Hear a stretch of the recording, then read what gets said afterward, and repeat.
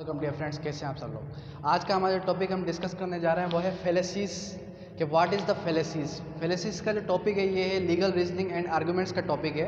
तो बात करते हैं कि सबसे पहले हम डिस्कस करेंगे कि फेलेसीज क्या होता है, उसके बाद हम डिस्कस करेंगे काइंड्स ऑफ फेलेसीज की तरफ। Kinds of arguments which by it face correct but when we examine it is not correct. अगर कोई भी चीज़, कोई भी ऐसा फैक्ट, कोई भी ऐसा आर्ग्यूमेंट अगर हम उसे उसके चेहरे से देखें, यानी कि हम उसको देखें तो हमें वो करेक्ट दिखे, लेकिन अगर हम उसे एग्जामाइन करते हैं तो फिर वो जो है हमें करेक्ट साबित नहीं होता, उसे हम कहते हैं फेलेसीज। फेलेसीज को इन अदर वर्ड्स हम एरर भी कह सकते हैं। आर्ग्यूमेंट्स में अगर कोई भी एरर आता है, आर्ग्यूमेंट्स में अगर कोई भी फेलेसीज आती है तो उसे हम कहते हैं फेलेसीज। तो अब बात करते हैं कि फेलेसीज की कौन कौन सी काइंड्स हैं। फेलेसीज की in this era 21st century के अंदर अगर हम देखा जाए, इंग्लिश कॉमन लॉ कहता है कि मोर देन 100 फेलेसीज हैं। मोर देन यानी कि मोर देन 100 फेलेसीज पाई जाती हैं, लेकिन हम सिर्फ और सिर्फ आज डिस्कस करेंगे सिर्फ और सिर्फ उन्हीं टॉपिक्स, उन्हीं फेलेसीज के बारे में जो कि सिर्फ और सिर्फ सिमिलर है किसके साथ, केस के साथ। यानी कि हमारे अगर केस एनालॉजी की है, हमारे अगर केस के रिलेटेड कोई भी फेलेसीज है तो आज हम सिर्फ और सिर्फ वही डिस्कस करेंगे। तो फर्स्ट है कॉमन फेलेसीज।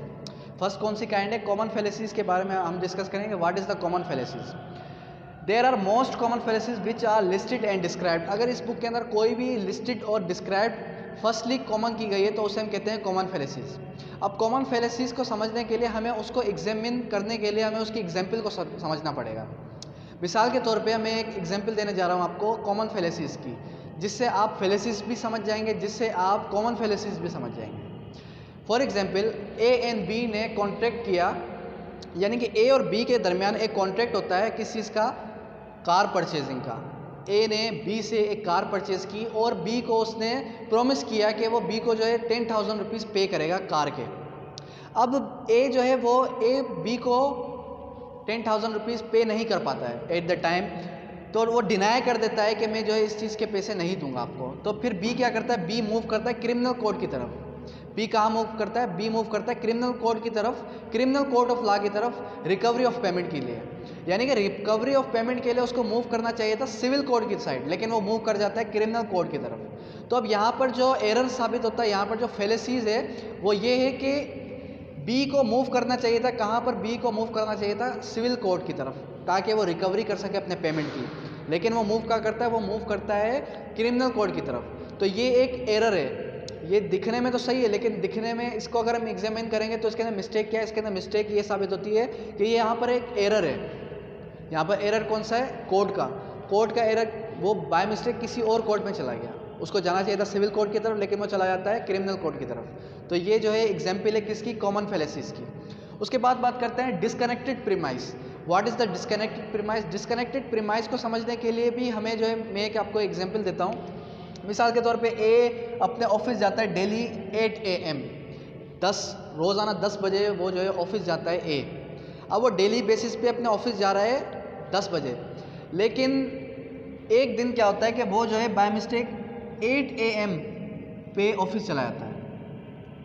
अब वो सुबह 8 बजे ऑफिस चला जाता है। जिस दिन वो 8 AM पे ऑफिस जाता है उसी दिन मर्डर हो जाता है बी पार्टी का। अब बी पार्टी का मर्डर हो गया और इन द सेम डे 8:15 बजे, 8:15 के बी का मर्डर हो गया। तो जो लाइबिलिटी लगती है कि ए ने जो है इसका मर्डर किया और वो डेली बेसिस पे तो 10 बजे ऑफिस आ रहा था, लेकिन वो उसी सेम दिन पे, उसी सेम डे पे वो ऑफिस 8 बजे क्यों आया।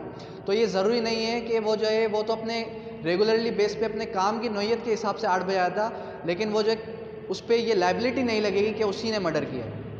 तो ये हो जाता है डिस्कनेक्टेड प्रीमाइस।